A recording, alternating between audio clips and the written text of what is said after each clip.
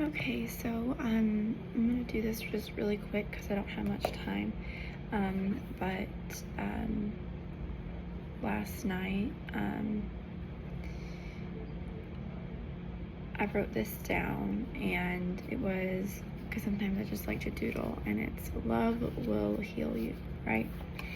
When you're going through things, it takes a toll on you spiritually, physically, mentally, and physically. And I was reading Nahum the other day, and I wrote some notes down, and it was Nineveh, about disaster coming to Nineveh. And this is after Jonah, or at least after the book, but which I believe it was after Jonah, because Nineveh repented. But in Nahum, Nineveh gets destroyed. Because they obviously turned back, or yeah. But anyways, so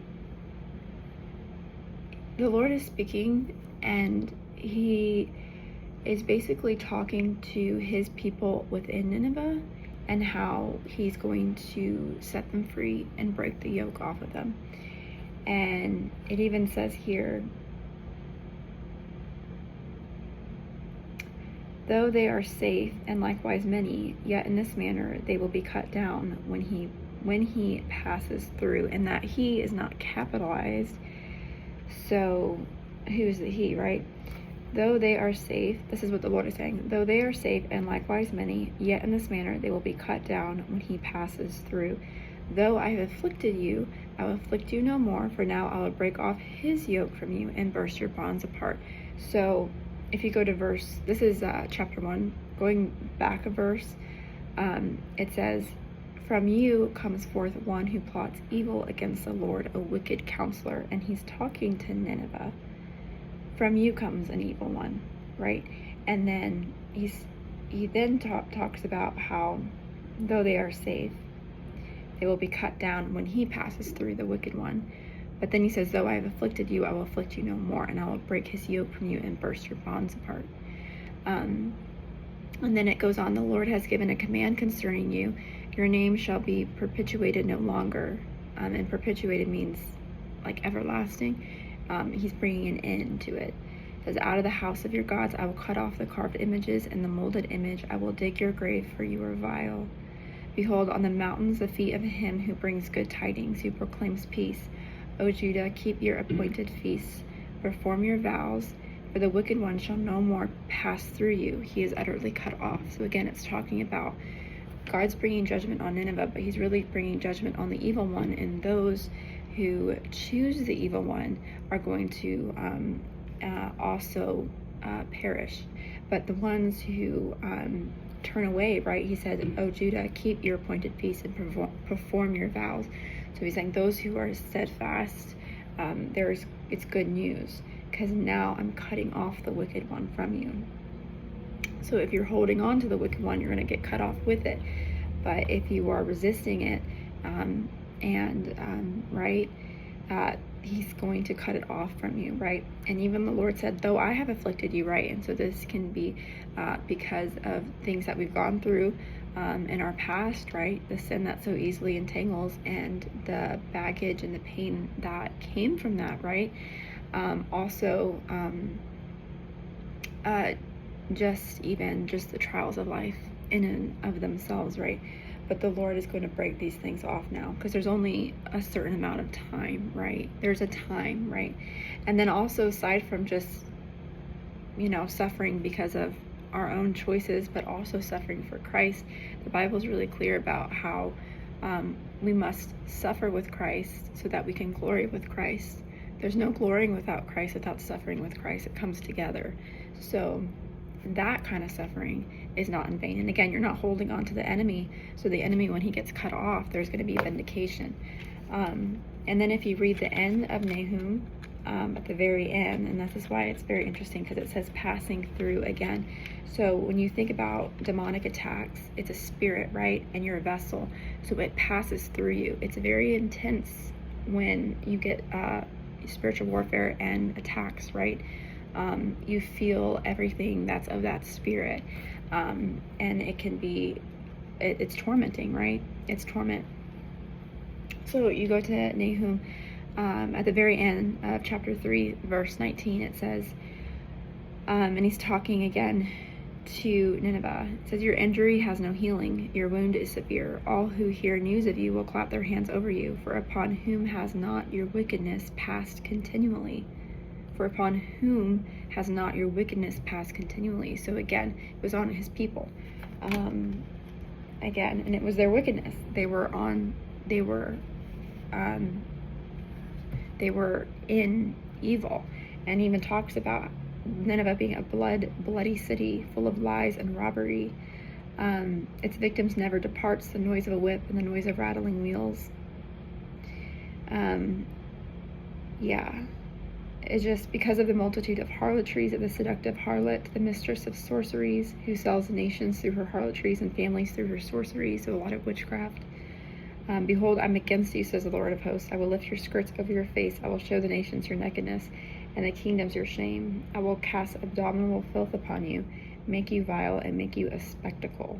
It shall come to pass that all who look upon you will flee from you and say, Nineveh is laid waste. Whew. That's rough.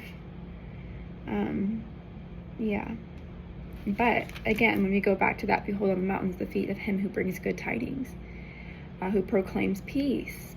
O Judah, keep your appointed feast, perform your vows, for the wicked one shall no more pass through you. He is utterly cut off. Utterly cut off. So there has been a time of suffering, and but if God is for us, who can be against us? So if you're not holding on to the enemy, right, it's going to get cut off, right? You just don't want to be cut off with the enemy. So don't hold on to the evil one. Don't hold on to the world. Okay, don't hold on to that. And again, going back to the sorceries, right? Don't take joy in evil. Don't take joy in that. Renounce it. Okay. Again, seductive harlotry, the mistress of sorceries, right? We don't want that.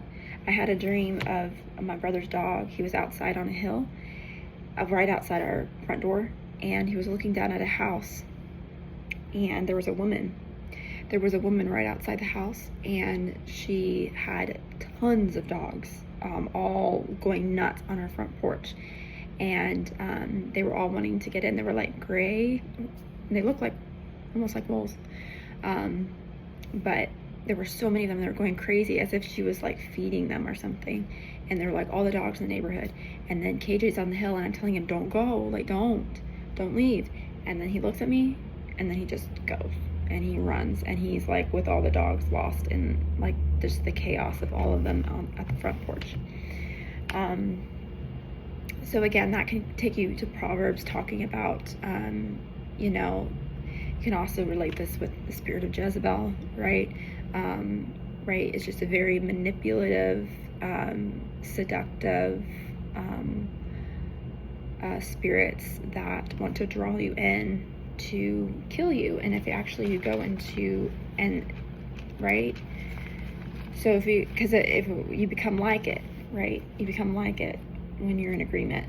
So that's what you don't want. That's why you got to fight it by not coming into agreement. But I feel it's somewhere in Proverbs. If you read through Proverbs,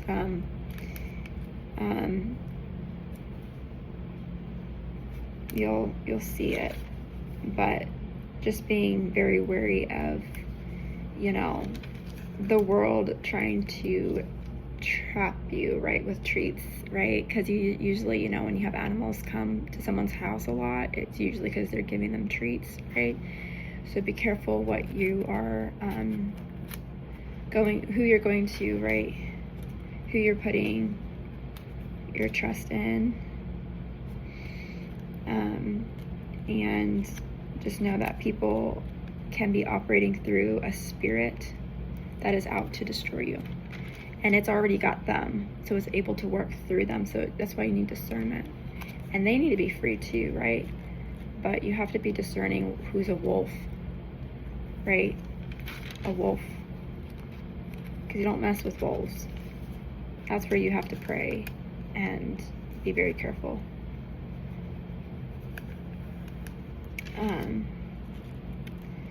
But yeah, I don't think I'm gonna find it.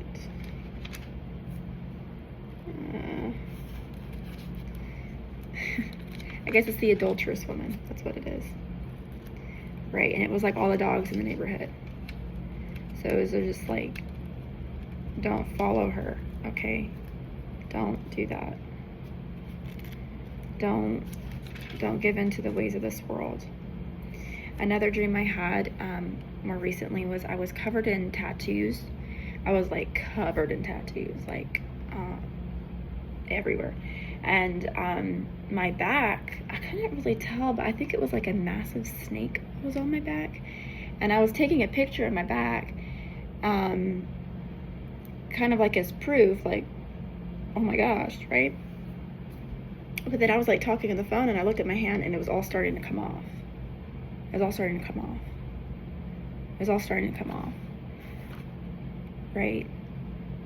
But you want to make sure that you're not holding on to the past. You're not holding on to these things. Right? The same thing with like demons, right? They hold on to you. And but they come off. But if there's any love in your heart still for the world and the things of it,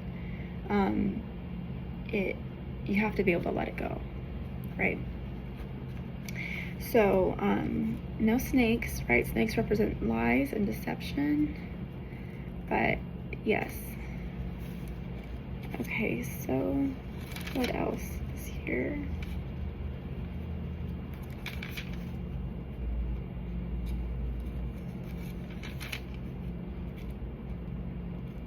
Oh, look at all the birdies.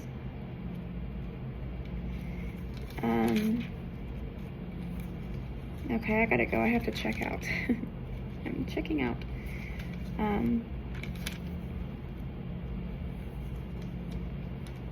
Okay. Whatever, I can't find it. That's fine. That is completely fine. That is completely fine. Let me flip this over. Okay.